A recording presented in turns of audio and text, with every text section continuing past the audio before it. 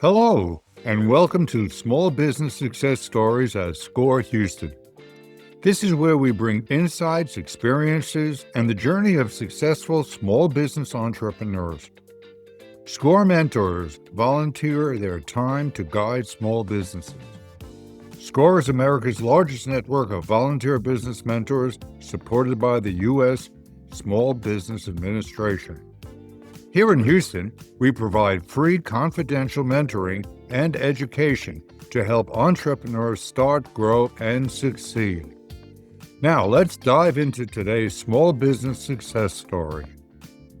Today's guest took a simple but powerful idea that music is better when it's shared and built a business around it.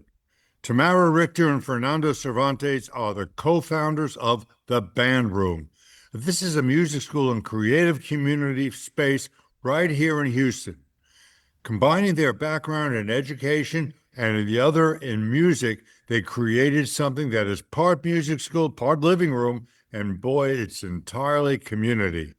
Along the way, they work with SCORE Houston, tapping into free mentorship to help shape and grow their business.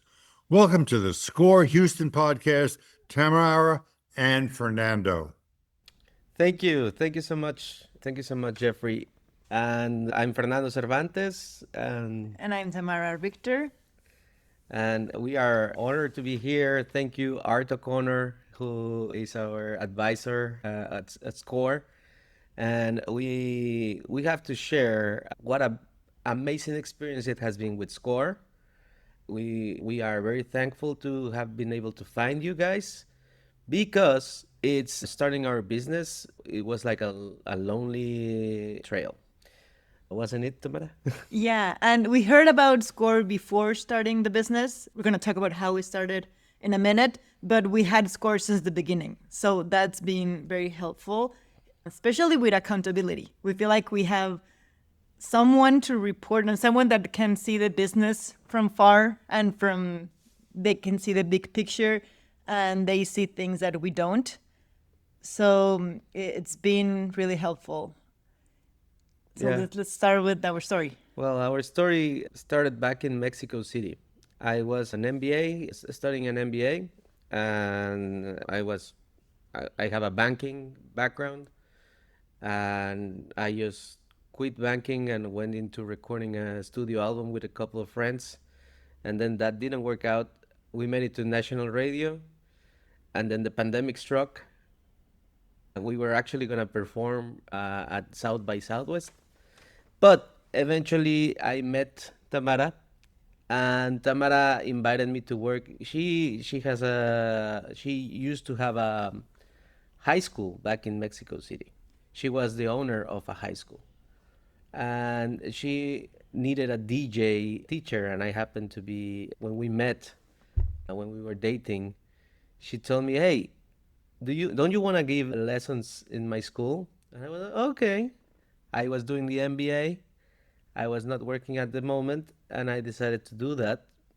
And it got me into teaching, which was not something I ever thought about as a professional career. And I discovered the ultimate profession for me. Then we were about to start in my MBA. My last project was the music school, online music school during the pandemic, and I said, okay, this is going to be my project for finishing my MBA. And Tamara said, hey, can I help you with it? Of course. So she became part of my project, and we started a project that actually we wanted to execute, which was a music school. We already had a dance school that we were going to be partners with and everything. We already had a location that we were about to start renting, and pandemic struck, and we were lucky enough not to start a leasing contract with that building. We were very close, but we didn't. Then we both finished our my MBA, and Tamara finished her PhD, and eventually we went out of ideas of what to do because Tamara was working. She also had to close her school back in Mexico, and we said, okay, we're gonna try to start from zero wherever in another country, and that country happened to be the U.S. because it was very close. We actually got a job offer. The next day we decided that we had to do something with our lives. So we ended up in Houston and Working at a school. working at a Both of school. us. I was teaching world geography, and he was teaching music. So you were Yeah, both teachers at the time when you came to Yes. Houston. So yeah, fortunately, you had a job. Yeah, and I also want to add something. When the school I had in Mexico City was a school for dropout students, so it was a school for kids that for some reason couldn't fit into the traditional system. And what amazed me is like these kids that were really bad at school were very talented in the arts. So they were great in music, painting, writing.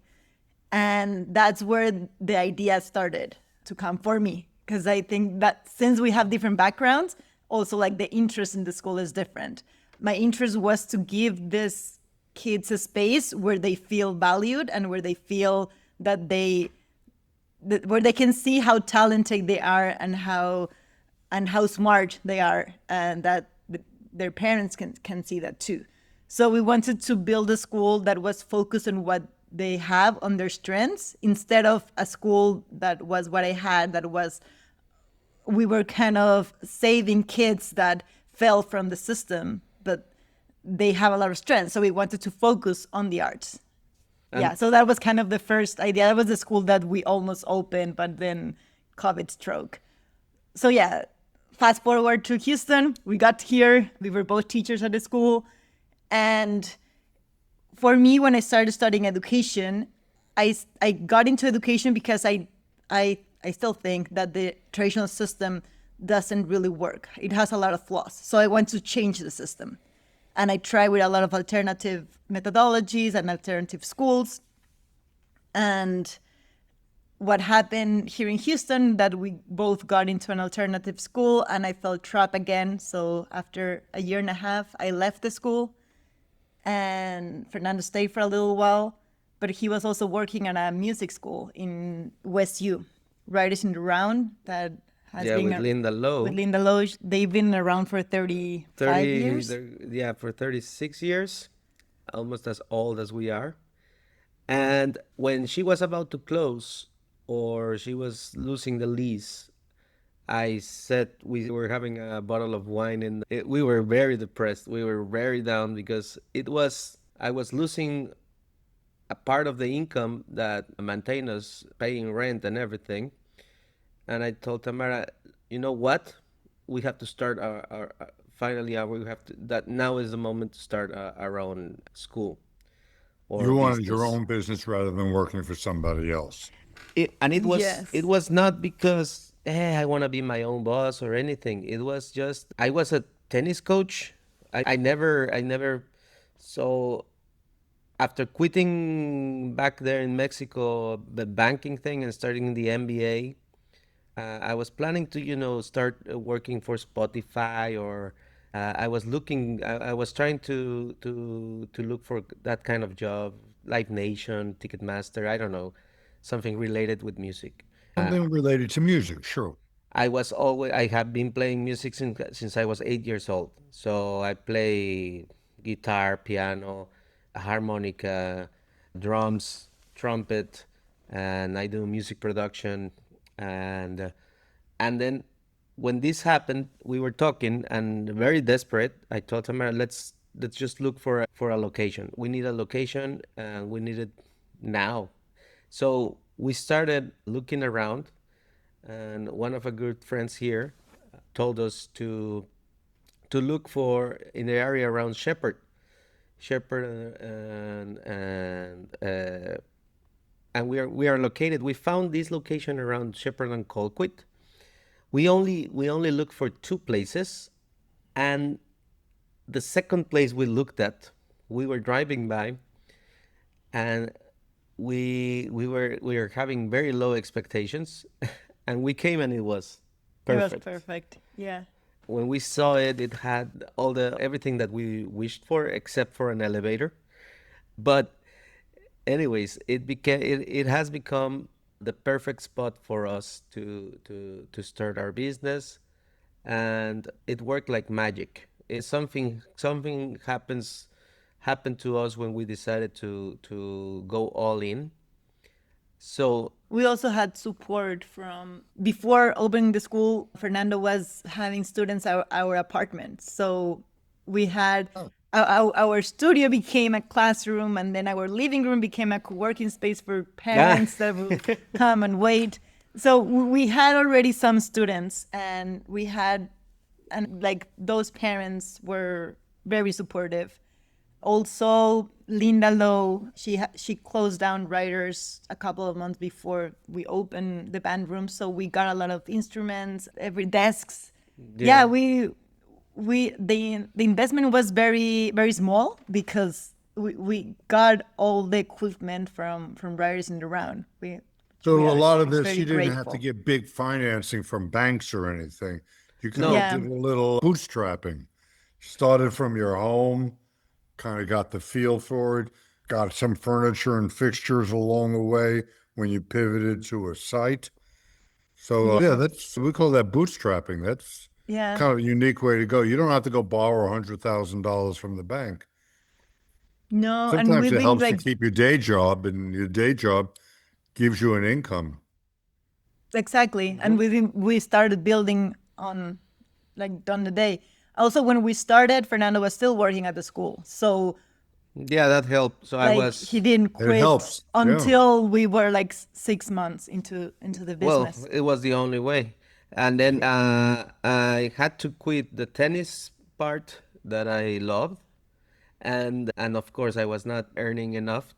So I decided just to, it was a cost of opportunity, right? So I decided to take my business instead of the tennis coaching at the school. So I cut my hours. Of course, I got a cut in pay, and I endured until summer. Then, But at some point, you started losing money by going to school, like by working at another place because you need to. so So that was Tamara, an interesting step. Like, Tamara was telling me, "Hey, you should already quit the school. You are ready to quit the school." And I was so afraid of quitting the school. And That was like a eventually, lifeline to you. It really, put food on the table. You needed that income. yeah, and even though we already had this open and working, I eventually we ended the school. I quit the school and focused on my own school for forever. And I just it was a big leap. I remember here being at my sofa here at the band room, thinking, "What have I done?" I like it. Like, oh my It's God. scary. Yes, yeah, it was like, okay, so this is it. And if it doesn't work, it's all my fault. And it's a very cool feeling. It's a very liberating feeling in the sense of you are responsible for yourself from now on. And that has been the thing. We are on it, and if when we don't work on where we stop, actually that same summer we already had a paid trip, a family trip to with our family, and it was to Iceland, and to where else do we in went, Greenland. and Greenland. And yeah, it was a great trip. But I mean, we had the school over for 6 months by then. So like for the business, it wasn't the best idea. It wasn't. But I said, Tamara, okay, let's just do it. And it was like we jumped from cliff to another cliff, and everybody told us, "What are you guys doing?" And we're like, we wanted to do, for us that trip. It was with our family, and it was very important, and we already paid for. And But also it forced us, it was our first hired. So for that trip, we ended up hiring a guitar teacher. So So it forced you to start getting a exactly. payroll and get some employees. yeah, Definitely. So we were able to keep the school open. At least the jam sessions were still on. Some because also summer is. We also realize how summer is hard for schools unless you have summer camp. But Sure. so it's not a business that the 12 months are the same. Like there are They're up fluctuations and and downs. holidays, and so yeah, I think that forces to start with a payroll, to hire a teacher, to to put cameras, so to kind of start seeing how the business can work without us. Hmm. And I think we did that very early on, which was great because now we're not afraid of stepping out, and we're trained. We have two wonderful teachers now, and it's going really well. Yeah, it's been a ride, and we haven't had we had our first big problem was the AC, you know. Of course, it's something, it It always happens. Yeah. happens. Yeah. Yeah, so the AC, it was when I saw the text the first time, I was like, "What? I'm not paying that amount of money. I don't have that amount of money." And okay, yeah, it was there's that's one of the problems. Another adventure we had, run-ins with homeless people coming into the building, and I started putting cameras. Another guy came in and stole the tip jar. Oh yeah. It's all on camera. So the police and I are already, we know each other, and they keep an eye on us. Eh, But I think the tip jar, it was also, I mean, it was hard from a business perspective, but also because we're building a community. So we created a living room that it's open, and we want our doors to be open. And we never imagined that was, we were putting ourselves in risk by doing So you're that. more than a music school. You Yeah. have had challenges. You've met some of those challenges, and you got some advice along the way mhm.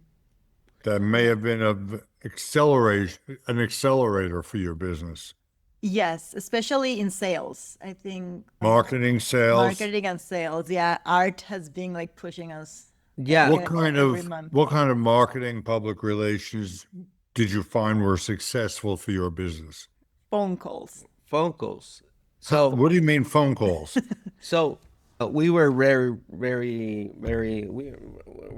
we are new, no, to doing everything by ourselves, and as it was a slow start, you know, the our clients that came and stayed with us supported us. But then we found that nobody was knocking the door, and we told Art O'Connor, and Art, have you called the schools that I told you to call? Have you? We were doing everything but calling or picking up the phone. Even to this day, even with social media, even with everything, if the phone doesn't ring, if you don't do the sales, it doesn't happen. And now we try to call every week. It's the hardest thing to do for us, but it got us connected to real leads, you know. So uh, what kind of calls did you make? Were these to local schools? Is that what you're local saying? schools local To let them schools know what kind of services you provide? Yeah, yeah, we call Yeah. to local schools and invite them to our events, Well, and we have to do that all the time. So it is it we still need to do. We went to the Office Depot to do flyers. We give the flyers to our students to spread the virus around the city. We make events in restaurants. So let me talk to you about the jam sessions that we do. So we uh-huh. do jams every Tuesday, Wednesday, and Saturday. Each teacher has its own jam, and then we go to a restaurant, or we prepare songs to play at a place, you know. So then I have to phone call and look for a place that can host us, and then people that come to the jams are becoming really excited to perform, you know. So that's our main focus, to build confidence on the for people that I'm teaching. Sure, your students get some real gigs. Exactly, not just learning, Yeah. because And well, the first step is the open mic. I think when we land, because we yeah. tried a couple of ideas of having like little concerts or like jam sessions. I don't know exactly how we ended up with open mic, but now we do it the third Friday of each month, and it's. In back in Mexico, I used to do. I had But you a never did open mics in Tepecoy.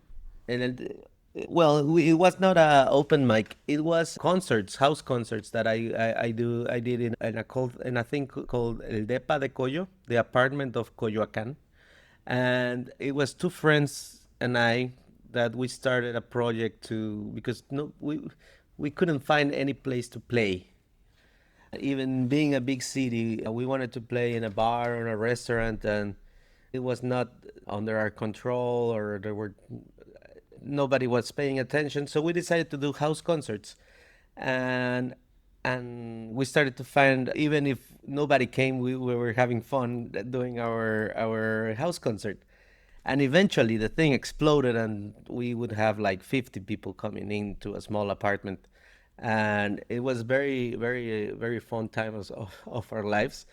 But when we moved to Houston, we left that behind. Even Tamara became part of that group. She started the poetry nights, and which is something we have to start here again. But Yeah, but well, the we thing had about experience doing the open mics yeah, before. I mean, we have experience hosting people. That's another thing that when we started, we wanted this to be an extension of our living room. Because Right. since So you we've been, engaged the community, you yeah, called the schools. I assume you have a website. I think yes, Yes, I've we seen do. your We do. website. You actually have your own in-house band, the Highways. The highways, yes. Well, we there's have a couple. They They are have a our, couple now. Yeah. So you've really expanded and done well, maintained the business. So this is unique. So art kind of helped you with the marketing, public relations, got you on the phone to hook up with the schools, and you gave some experience to your folks. All right. Well, thank you so much. I'm glad to see that the band room has become the success it has in your area. Your story is certainly very unique. And now you're entrepreneurs, you're real business people, and you're not working for other people. Now you're building your own dream and giving jobs to others as a result. And I wish you both every success in the future. Thank you so much, Tamara, Fernando. You have a very interesting story across the border. Fortunately, you didn't sign that lease back in Mexico City, and sometimes luck plays a role too. So you had a little bit of luck, and with your air conditioner, maybe a little bit of challenge, and you adapted. Thank you so much for your time. Thank you again, Tamara, Fernando. Thank you so much. thank you. Thank you, All right. Jeffrey. Thank you. Thank you for listening to Small Business Success Stories at SCORE Houston. If you are an entrepreneur or small business owner, we'd love to support your journey. You can reach us at 713-487-6565 or visit us at 8701 South Gessner, Suite 1200, Houston, Texas 77074. Our office is open Monday through Friday, 10 a.m. to 2 p.m., except for federal holidays, and walk-ins are always welcome. To learn more, request free mentoring, or register for our workshops, visit us online at www.score.org/Houston. Until next time, keep learning, keep growing, and remember, at SCORE, we're here to help you thrive.